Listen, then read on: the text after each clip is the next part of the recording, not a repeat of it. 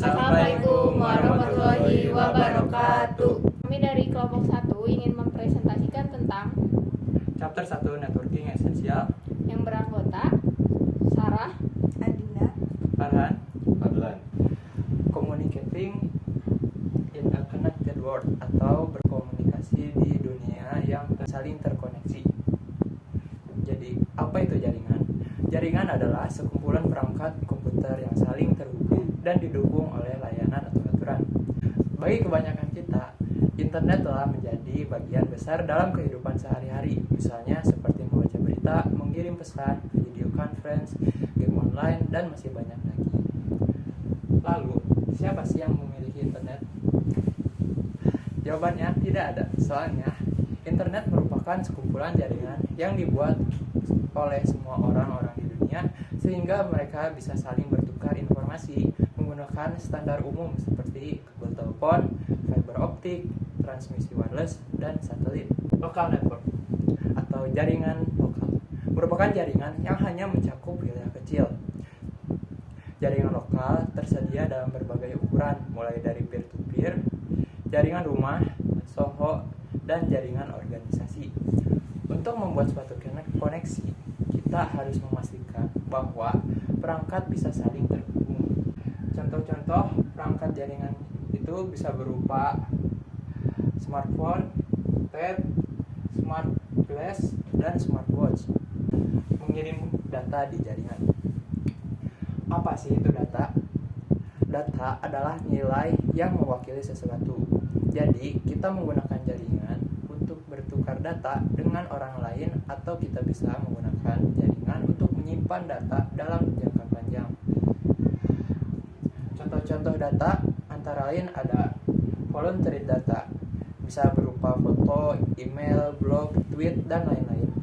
Lalu ada observed data yang berisi contohnya video pengawasan alias CCTV, data lokasi, dan catatan detail panggilan.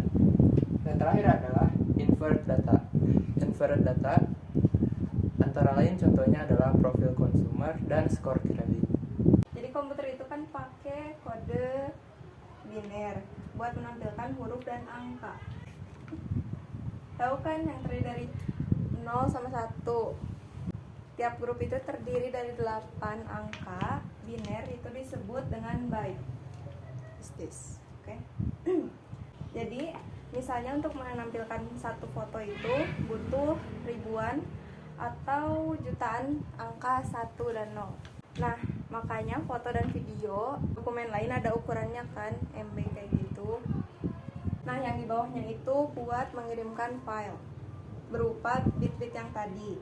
Dikirimkan pakai bentuk sinyal, ada yang pakai listrik, kabel UTP, ada yang pakai cahaya, kabel fiber optik, ada yang dikirim pakai sinyal radiasi, bentuknya kayak wifi. Jadi bandwidth itu kayak batas maksimal kecepatan yang kamu dapat buat kirim atau terima data. Kalau throughput itu berapa banyak data real yang kamu download sama kamu upload di waktu yang tertentu.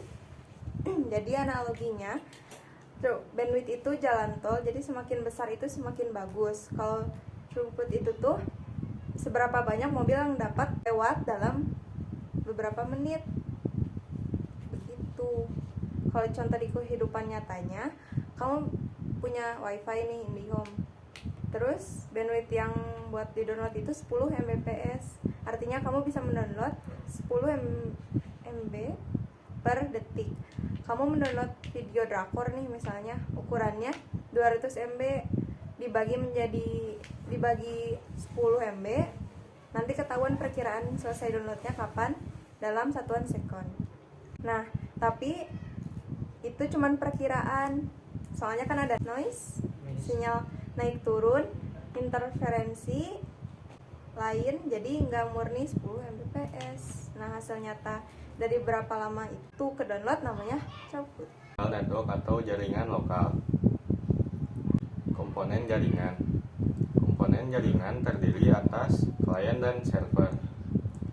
Pengertian klien adalah host yang memiliki perangkat lunak yang diinstal untuk memungkinkan mereka memberikan informasi seperti email atau halaman web ke host lain dalam jaringan. Pengertian klien adalah host komputer yang memiliki perangkat lunak yang diinstal untuk memungkinkan mereka memberikan dan meminta informasi dari server. Peran dalam jaringan. Server dapat menyediakan beberapa layanan dalam jaringan. Blok bangunan jaringan. Blok bangunan jaringan terdiri atas infrastruktur jaringan dan perangkat akhir. Pengertian infrastruktur jaringan adalah platform yang mendukung jaringan yang mengandung perangkat akhir dan perantara atau router, switch, dan access point yang saling terhubung menggunakan media jaringan kabel dan nirkabel. Perangkat akhir yang termasuk ke dalam perangkat akhir adalah komputer, laptop, printer, tablet, perangkat pintar, dan lain-lain. Fungsi dari perangkat akhir adalah membentuk antarmuka antara pengguna dan jaringan komunikasi yang mendasarinya. Peer-to-peer networking. Apa sih peer-to-peer networking itu? Jaringan yang dimana sebuah host bisa menjadi klien dan server untuk menjadi host lain. Adapun kelebihan dan kekurangannya peer-to-peer. Kelebihannya yang pertama mudah diatur, yang kedua simple, yang ketiga biaya yang murah karena tidak membutuhkan perangkat tambahan, yang keempat bisa digunakan untuk transfer file atau printer seri. Adapun kelemahannya di jaringan peer-to-peer, yang pertama tidak ada administrasi pusat, yang kedua tidak terlalu aman, yang ketiga tidak dapat diskalakan, yang keempat semua perangkat sebagai klien dan server kinerjanya akan semakin kurang atau memperlambat. Cara kerjanya peer-to-peer bisa melalui ping untuk menguji ujung koneksivitas dari IP antar alamat ke IP sumber dan tujuan.